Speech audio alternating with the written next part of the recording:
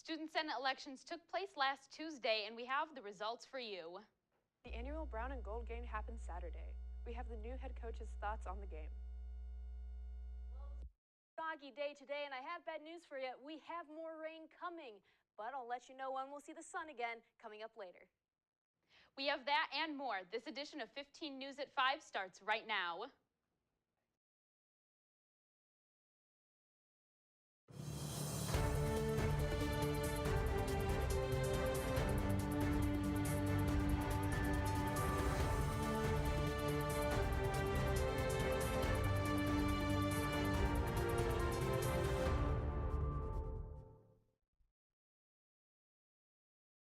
On 15 News at 5, I'm Jessica Burns. And I'm Perry Lyrett. Last Tuesday, the student body elected 20 new senators to 9 different positions. Senators were chosen for each class as well as to represent the colleges of engineering, arts and sciences, and Christ College. Senators were also elected to the positions of at-large commuter, and at-large transfer. Congratulations to our new senators who will be sworn in this evening.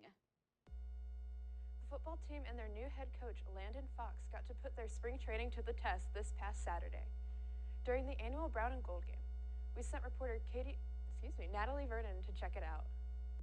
Yeah, the thing I'm most excited about is just our composure. The thing that we really stress early on is, there's going to be ups and downs, and we got to continue to just play at a consistent level. No highs, no lows, be consistent in our approach. I talked to them a lot about, there's no panic.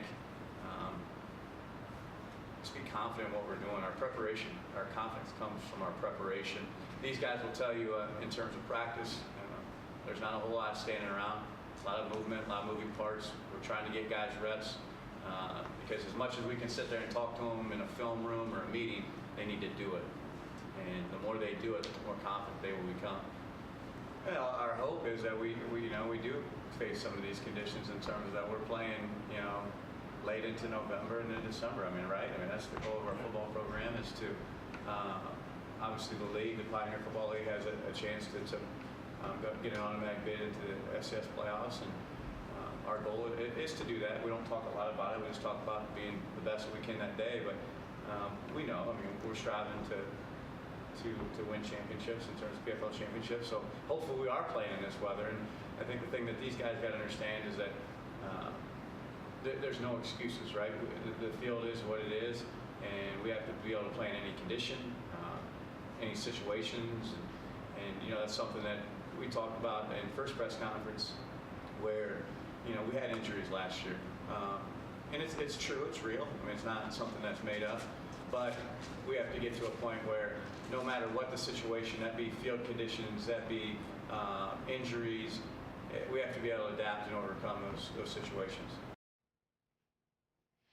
Valparaiso City Police detained a dozen people, many of them VU students, and several football players on alcohol-related charges this past weekend.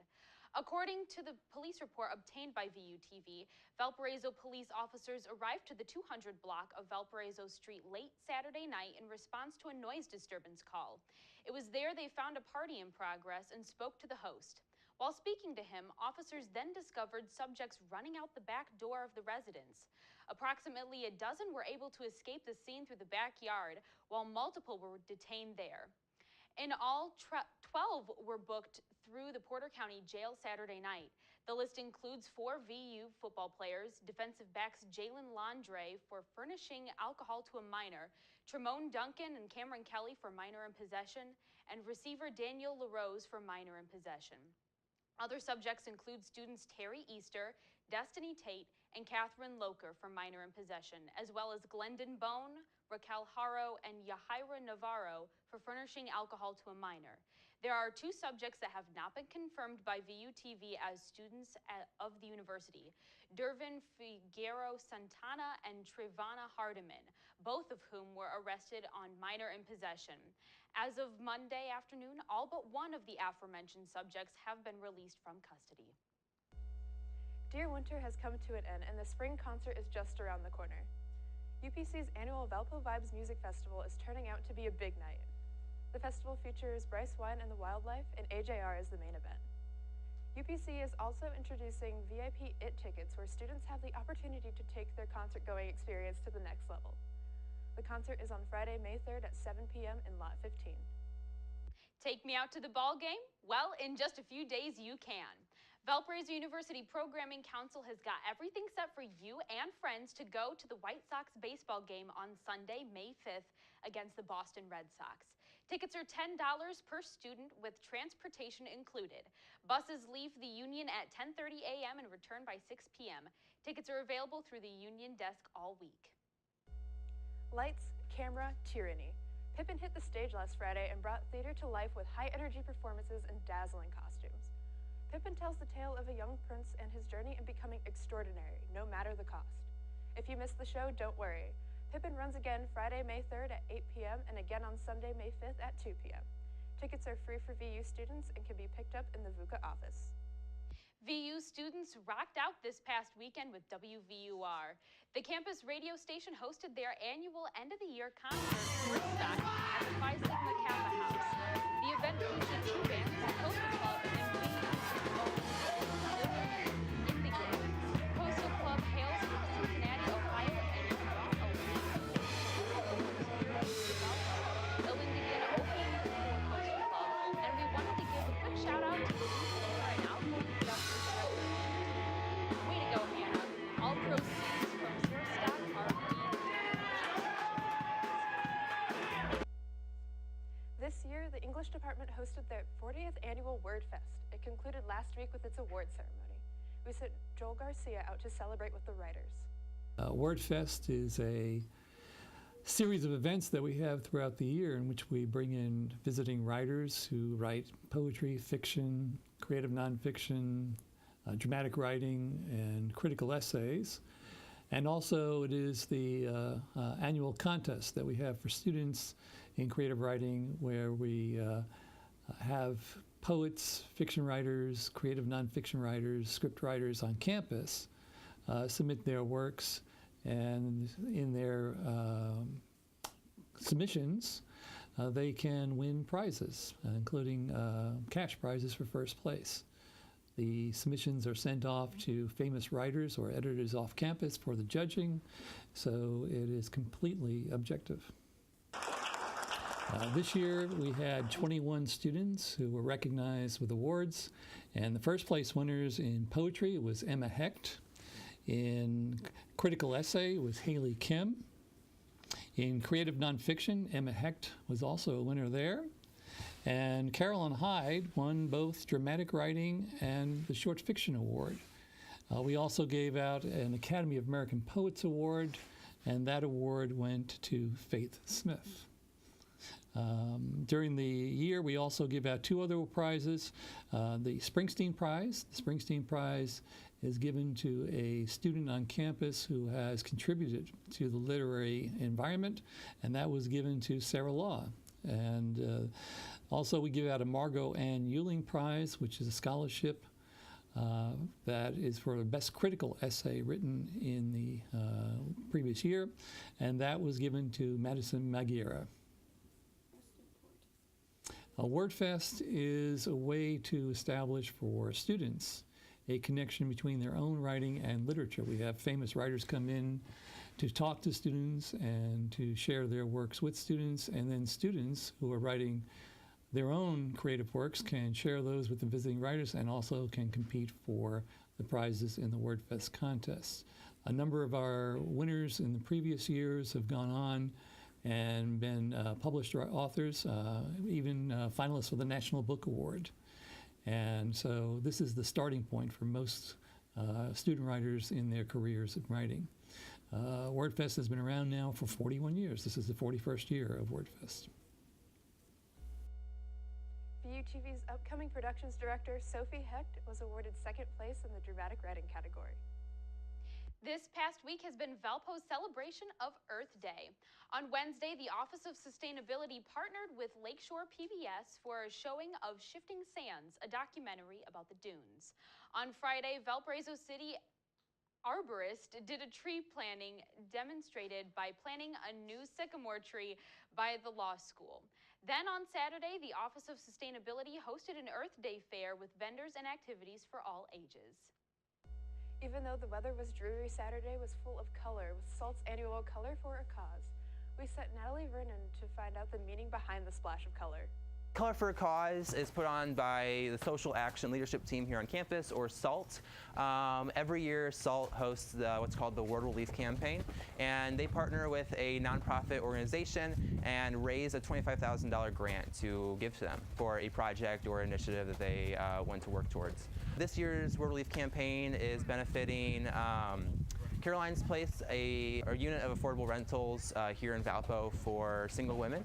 They have a damaged roof right now, and the money we raise is going to replace their roof. So we had about 190 runner registrations this year, and that's probably about 40 or 50 more than last year. It's a fun time, and we hope to see you guys next year. We hope you had a happy weekend. This is our last poll for this school year, so we want to know what you will be doing over the summer. Maybe you're going to go to the beach, hang out with some friends, take some summer classes, or have some well-deserved relaxation. Head on over to our Twitter page after the broadcast to cast your vote. Now, it's been kind of dreary outside. We do have 15 at 5 meteorologist Katie Nicolau in the studio today to tell us more about if spring is going to be coming. So, Katie, how long will it be until the sun comes out? You know, Jessica, I think dreary just doesn't fit how miserable this weather has been. If you take a look outside, the grass is green, the buds are coming out, the sky has not changed color in several days, just gray, matte, rainy, and that's actually caused some issues. I know we have some traffic backed up at the circle there. We have some construction going on. You add some rain into the mix, that could cause the pavement to get wet. You want to be careful when you're driving, especially if you're a commuter, if you're going out to the store. So just be careful tonight, as more rain will be coming tomorrow. Today we saw this rain pass through our area. That's headed off into Ohio, but you can already see right over near Omaha the hint of the next system that's going to be coming through. Right now, wind speeds in Valpo right around 5 miles an hour, much of the same to our west. The system's going to be a slow mover, and that means we're going to get some rain, and that's not going to be that great. Temperatures, though, that is my one improvement, and I'll give you more on that in my full forecast. Thanks, Katie. Tragedy has struck once again, with one person dead and others wounded during a synagogue shooting in California. And we have a look at a deadly car crash during rush hour. Stay with us. Spark a new idea. Spark a desire to learn. Spark a passion for exploring the field of STEM. This week on Spark, we finish off the year in style and recap the 2019 robotics football playoffs. For the show keeping you up to date on the world of science, technology, and innovation, tune in Fridays at 7 p.m. on Channel 15, VUTV.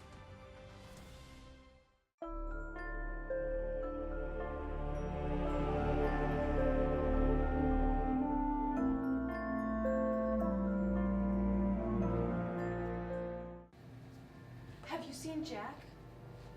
I don't know how to tell you this. I saw him, but he was with Tracy.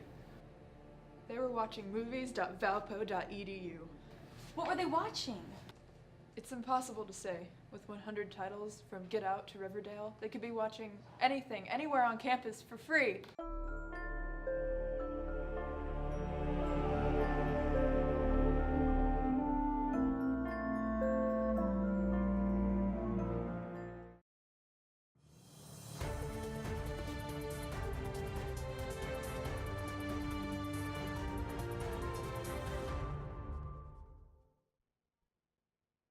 One person is dead and others wounded after a gunman opened fire in a synagogue in California. It happened at Congregation Chabad in the city of Poway on Saturday. CNN's Sarah Snyder is there with more. The city of Poway, California is in mourning after a 19-year-old suspect opened fire in a synagogue, shooting those who were there to celebrate the end of Passover. This is the 8th day of Passover, a day when Jews remember those who have died, their relatives who have died. Now there is fresh pain after one woman was killed, 3 others injured, including one of the rabbis here at the synagogue. Now, what we know about the suspect is that he was captured a couple of miles from the synagogue. He's 19 years old, and police say that he actually was engaged by an off-duty Border Patrol agent who happened to be here inside the synagogue when the shooting took place. This also happened on the very same day 6 months ago of the worst and most deadly anti-Semitic attack in recent U.S. history. That happened in Pittsburgh, Pennsylvania, at the Tree of Life Synagogue. And that mayor reached out to the mayor of Poway, and here's what he said. They'd be standing with us, they'd be praying for us, and they're having a vigil there, starting shortly for the community of Poway. Now, police also say that they are looking into what they are referring to as an open letter that they believe was written by the suspect. In that open letter, the suspect refers to other attacks on other places of worship, including the devastating attack in Pittsburgh at the Tree of Life Synagogue and in Christchurch at the mosque there. They are also delving into his background, looking into if he is affiliated with any other particular groups. At this point, they have not found any affiliations. We should also mention that this is a community shocked by this in part because there is a very strong interfaith community here. If you will look behind me, you will see the synagogue. Just down the street, just walking distance, there are two churches. One of them, an Orthodox church, that will be celebrating Eastern Easter, if you will, tomorrow. We do expect a lot of folks bringing flowers, a lot of people showing that this community is strong and that this community plans on sticking together through one of their most tragic days. Sarah Seidner, CNN, Poway, California. A truck driver is in custody after a horrific rush hour accident yesterday in Colorado. Police say he plowed into standstill traffic. Multiple people are dead as authorities continue the investigation and cleanup. Camilla Burnell has the report.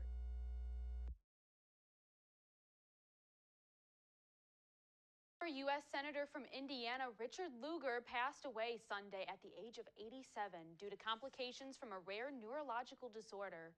Lugar spent 6 terms in the U.S. Senate and received the Presidential Medal of Freedom in 2013. Many politicians expressed their condolences, including former President Barack Obama, current U.S. Vice President Mike Pence, and South Bend Mayor and 2020 Democratic presidential candidate Pete Buttigieg, who offered their gratitude for the late senator who was a prominent voice on U.S. foreign policy during his 37 years in Washington. The little city of Heron in southern Illinois has a new honorary citizen, a pig who's come to be known as Pork Chop. The pig has been on the loose since the beginning of the year, but no one can get close enough to catch it. Far from viewing the slippery swine as a nuisance, Heron has essentially adopted Pork Chop as its unofficial mascot. Animal control officers say Pork Chop is getting food from many people around town and has doubled in size since first spotted. Pork Chop is now so big they don't have a cage big enough for the creature, but that's okay. Heron loves Pork Chop. Somehow it managed to slip loose, and it's been on the loose ever since. It has an owner, and we've contacted them before, but they can't catch the pig, and we can't catch the pig, so the pig just kind of is a citizen at this point for all we know. That's absolutely adorable. Coming up after the break, Katie Nicolau will have your full forecast. And we'll take a look at this past week's Crusader sports. Stick with us.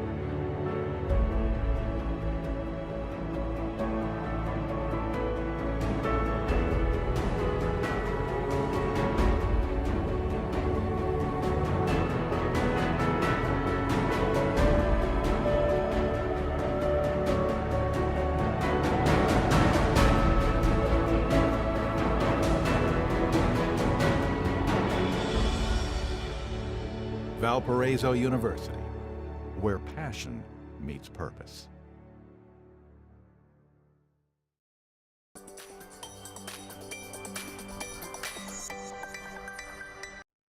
Well, I wish I had better news for you guys. It's been a dreary week so far, and it's going to continue to be that way. But there is a light at the end of the tunnel, and I'll get to that in my 7-day. But for now, we have gray skies. This rain mostly moved out of our area. You can see on this radar loop how earlier this afternoon it was coming down really good, especially if you had to go to class. I know that was miserable. I'm glad I remembered my umbrella, though. Right now, we have some rain out of our area. We're drying up. Still, though, we have that cloud cover, and that's going to remain as another system moves into our area tomorrow. Right now, temperatures in Valpo, 52, 50 in Knox, 47 in South Bend, and a little bit chillier as you go towards our neighbors in the east. But for most part, we're sitting a little bit on the chilly side. Compared to the past 24 hours, we've gone down about 5 degrees in temperatures. But there is a little saving grace, and that's this warm area that's going to be coming in with this next system. So it might be raining, but at least it'll be warmer. Looking at our future temperatures, 42 in Valpo. We get a little bit cooler tonight as we go into the overnight hours. We lose that sun, we lose that heating. Then we get to see this warm-up come in Tuesday into Wednesday, and by the end of the day on Wednesday, we could be sitting up near 77. Now, this model is a little bullish. I think it's probably going to be a little bit more near 74, but still, that's not half bad for what we've been seeing. Future radar, rain returns tomorrow early in the morning, continues throughout the entire day on Tuesday. And then there you go. Now you get your pop of color for spring. Heavy precip moving into the area late on Tuesday into Wednesday. That's going to cause possibly some flooding issues, as we've already seen so much rain. That's going to continue into Wednesday. We do have a marginal risk for severe thunderstorms on Wednesday. We'll have more on that in the coming days, but it doesn't look like it'll be too severe. Future rainfall, this is the main story, though. Going into Thursday morning, we got 1.2 inches. Going into Thursday, let's just tack on another ½ inch to that for Friday. It will be very, very wet for the next few days. Looking at our 7-day forecast here, you get to see just that little saving grace that I told you about. Friday, we get that sunshine finally coming back. I have missed the sun so much, and it's going to be really nice to actually see it. I know a couple of departments have their annual picnics coming up for this weekend.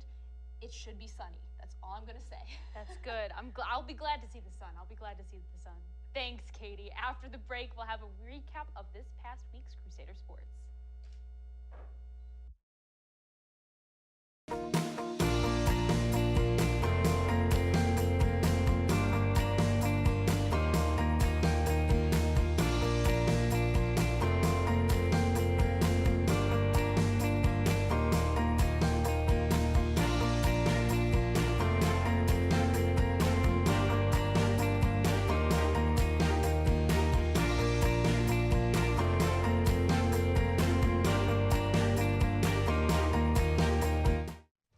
In a world where entertainment is at risk, one man is given a mission,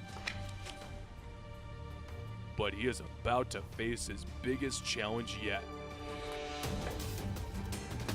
He will race against the clock and open doors to new possibilities that will save weekends as we know it.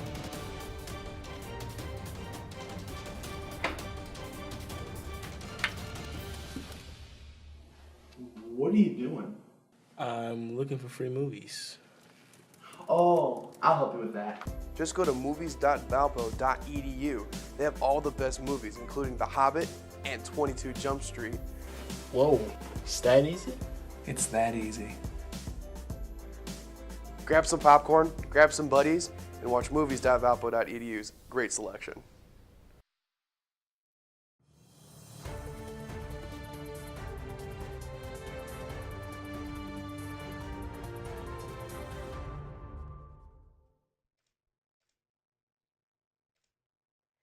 Valparaiso baseball struck out twice against Evansville this past weekend. The Crusaders lost the series opener 8-1 on Friday, and the game didn't pick up to the 4th inning. Valpo made a comeback that Sunday, taking the win during the first game of their doubleheader against Evansville. Pitcher Zach Frickel came in strong and picked up his first career win. The Crusaders won 6-2. The victory was short-lived. Come the final game against the Evansville Aces, the Crusaders kept it close during the first few innings but lost 4-2. The Valparaiso University softball went head-to-head against the Loyola Ramblers last Wednesday. The Crusaders rallied from a 2-run deficit to the MVC game with Loyola at the Valpo softball complex at 2-2 through 4 innings. But the Ramblers reclaimed the lead in their next turn at bat as Valpo eventually fell by a 5-2 final. So baseball and softball, a little bit iffy, but I did hear that the Valparaiso University men's ultimate frisbee has gone to nationals for the first time in team history. Yes, I have one of the ultimate frisbee players in one of my classes, and his poor voice is like gone because they were yelling so much. So congratulations, big time, to the ultimate frisbee team. And thank you, Caitlin. After the break, Katie will have a final look at the weather.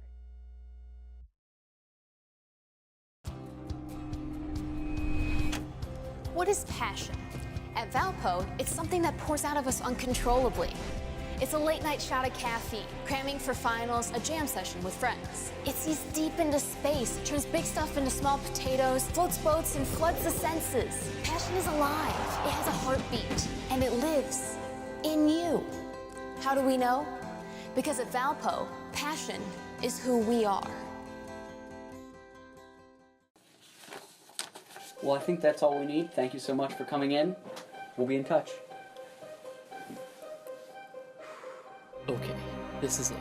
Just shake his hand and walk out with your head held high. Don't mess this up.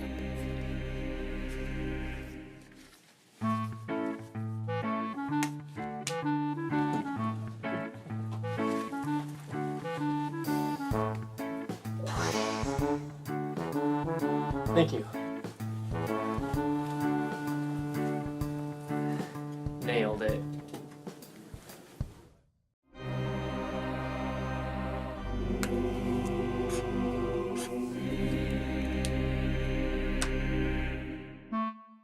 Don't let a bad handshake get in the way of getting the job you want. Find out more at the Career Center.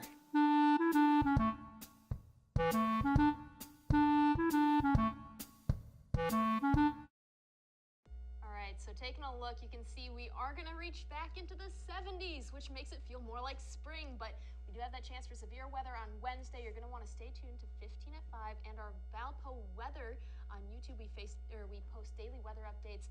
You know what? That's the best way to stay informed for campus weather. And look at that sunshine. 3 days of sunshine. You can't beat that, especially going into finals. Just go ahead and get some vitamin D, you know? Just treat yourself. Yeah, and it's looking like the Valpo Vibes Music Festival is going to be sunny, so that's good. Thank you, Katie. Hey guys, I have a question for you. There's this one from Yahoo Answers where an anonymous person asks, Tom Brady versus John Cena in a fight. Who wins? I'm going with John Cena, hands down. Tom Brady! Katie. Dude could throw a football and explode an apple. Like, you can't throw a football at what you can't see. Katie, I respect you as a friend and a colleague, but I have a question for you. How does it feel to be very wrong? John Cena's been wrestling his majority of his life. Tom Brady's been at college to pro football. He is a pro wrestler. He's been doing this for so long. Okay, well. Alrighty, well, if you guys have a question for us, send it our way on Facebook or Twitter, and we might answer it. You can send screenshots of forums, questions you've been asked, or questions that you have yourself. But from all of us at VUTV, thank you so much for joining us this year, and we'll see you in the fall on 15 News at 5.